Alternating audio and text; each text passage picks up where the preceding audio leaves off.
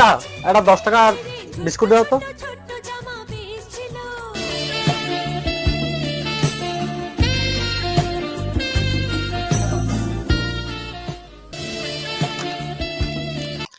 দাদা আমার কত হলো একটু দেখেন তো। আপনার হয়েছে আরে দাদা দাঁড়ান না, আমি থাকতে বৌদি আপনি বিল দেবেন কেন? আমাদেরকে একটু সেবা করার সুযোগ দিন। ঠিক আছে দাদা, তাহলে আমার এই বিলটা দাদার থেকে নিয়ে নিয়েন।